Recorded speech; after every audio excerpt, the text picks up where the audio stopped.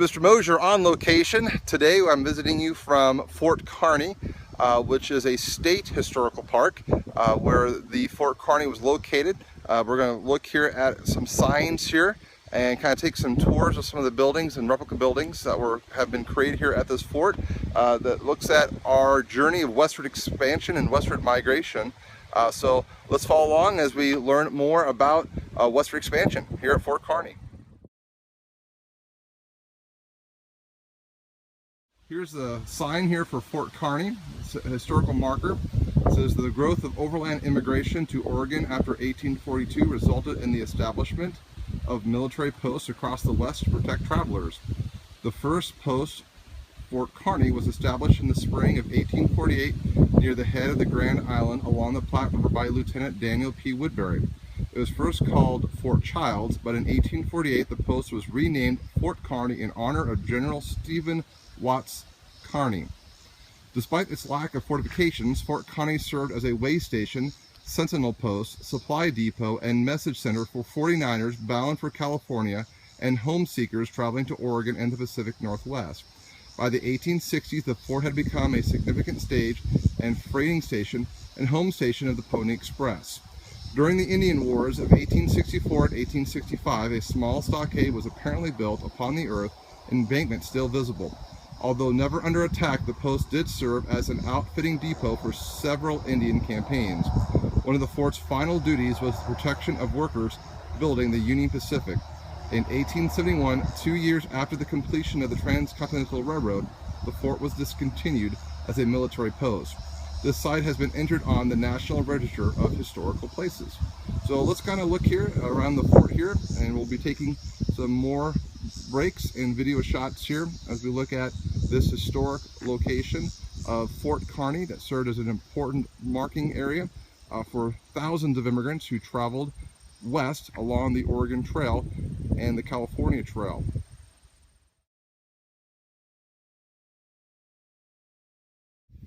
Hi, this is Mr. Mosier on location at Fort Kearney. What you are looking at here is a blacksmith shop that was recreated here at Fort Kearney, Nebraska. Fort Kearney, Nebraska was a very vital military fort outpost along the Oregon Trail, where thousands of wagon trains would pass through this region on their way to Oregon country. In this building here, you see that's been reconstructed as a blacksmith shop made out of sod, which is basically the dirt made into bricks and then created a wooden frame. Again, out here on the Great Plains, not a lot of trees for construction, so sod buildings were very, very common and very, very typical.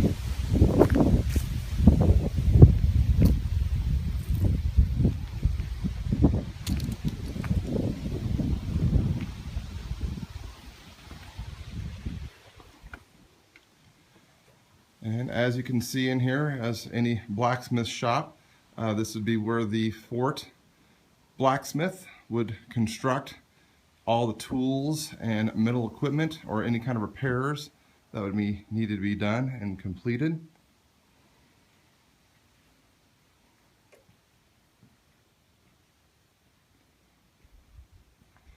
You can see the furnaces and various work tools that these blacksmiths would be using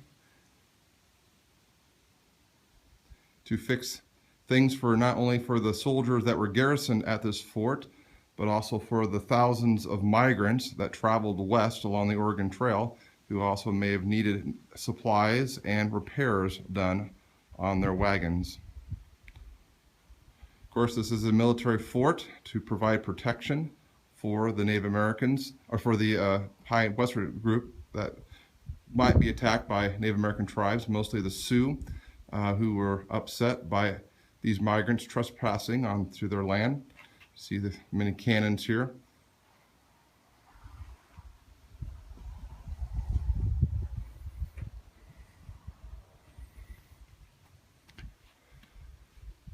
You see here is the Mormon hand cart. The sign here reads, In the mid-1800s, the West promised new beginnings to immigrants with hopes of religious freedom, social equality, and economic success. Of the many setting out for the promised land, hand carts were put to use by those unable to afford the more expensive wagons and livestock. 10 hand cart companies formed, made up of approximately 3,000 people pushing and pulling carts 1,300 miles from Iowa City to Salt Lake City in an average of 125 days. European converts who made the trip from Liverpool, England to Utah for the approximate cost of $45 each found space on hand carts being limited with 17 pounds allowed per adult and 10 pounds per child. Tents and extra provisions were carried by supply wagons that traveled with each company. 2 companies starting late were caught by early snowstorms in the Rockies. 222 persons perished. Others from this group were rescued by wagons sent out from Salt Lake City. The Mormon Trail is located just north of Fort Kearney on the north side of the Platte River. And so here you see this hand cart here that would have been used by the Mormons. And of course the Mormons' winter quarters are located in Omaha, which is where the Mormons kept their winter camps on their way to Utah. Of course, you see a lot of other wagons and other tools and equipment here inside of this replica building of the Blacksmith Shop.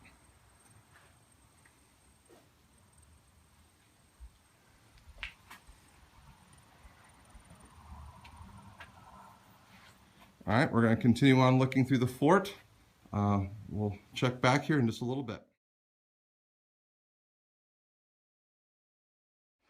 Hello, we are standing on top of a rampart aboard of a replica of the fortifications that were built here at Fort Kearney.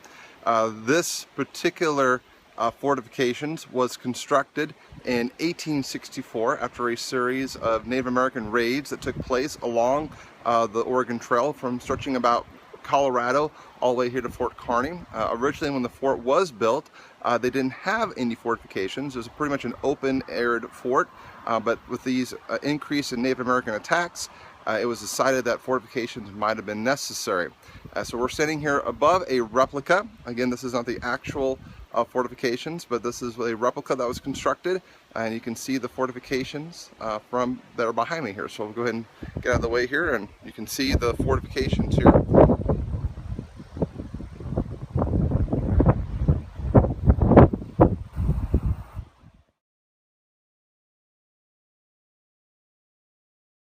Hello again, Mr. Mosier here on location here. We're actually standing here at the parade grounds here at Fort Kearney. You can see the flagpole and flagstaff there behind me. And of course, we'll be looking here what would be back in 1864 at probably the peak of the use of Fort Kearney. We would have had all kinds of buildings around here. Of course, those buildings are no longer in existence. However, they have markers in place after an archaeological dig to kind of map out where those places would have been here. I'm going to go ahead and turn around here and kind of look behind me here. Behind me here, which is now pretty much a cornfield and a road, would have been where the commanding officers' quarters would have been located. And then coming around this way, behind me at this location, this would have been where we would have found the officers' quarters and some soldiers' quarters, as well as a possible kitchen and a hospital as well. Back behind the flagstaffs, we'd have seen additional soldiers' quarters as well. And then back behind here in those lines of trees, which we'll go investigate in just a little bit, this is where you would have found the commissary's warehouse, as well as the quartermaster's warehouse. And then the powder magazine, where the gunpowder would have been stored, is back along those tree lines, and we're going to kind of investigate that as well. So stick with me here, and we're going to kind of show a few more areas here at historic Fort Kearney.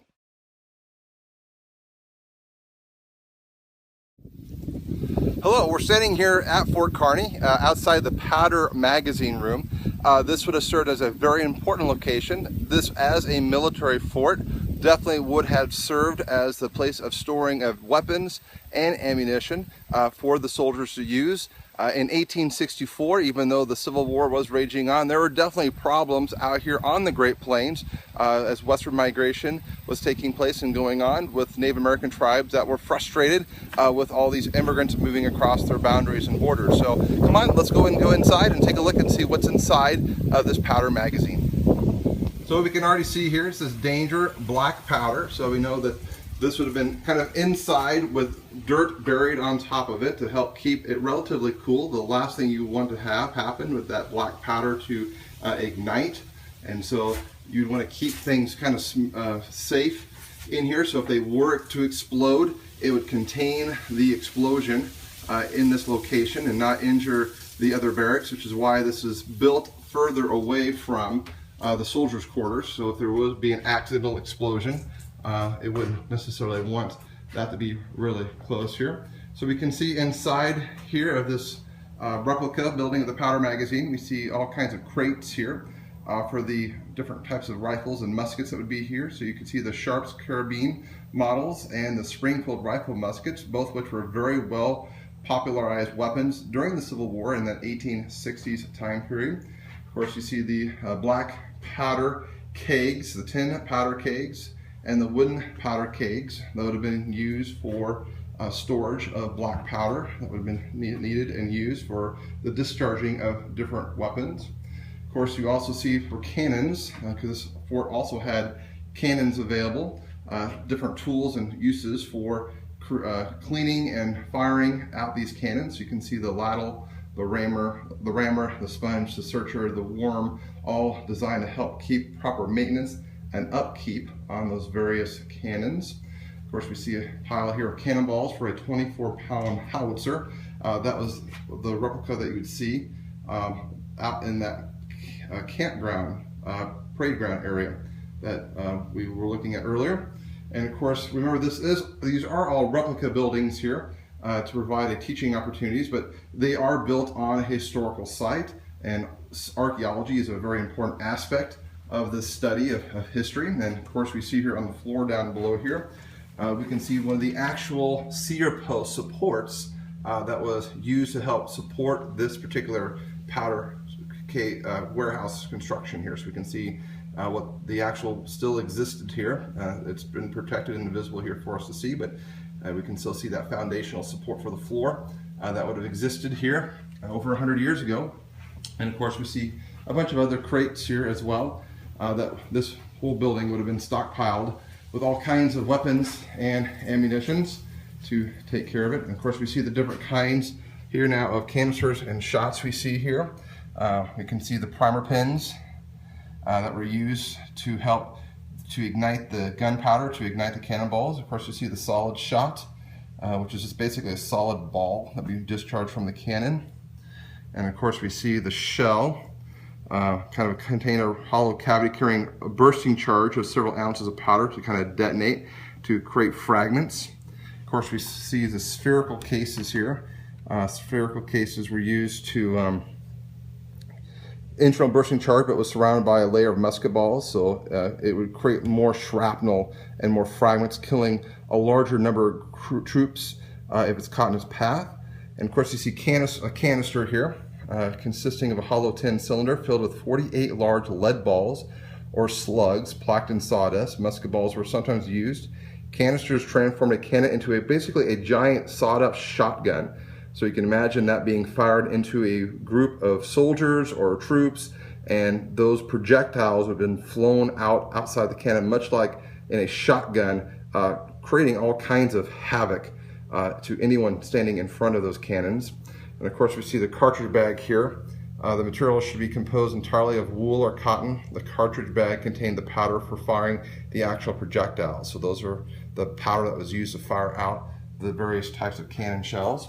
And of course, over here, we see some of the rifle muskets that would have been used to fire the different rifles. You can see they're kind of packed with that mini ball, as well as some of the black powder to put that into the cannon, so that the muskets, so they can be fired very quickly and rapidly by soldiers. So that's the powder keg room here, here at historic Fort Kearney.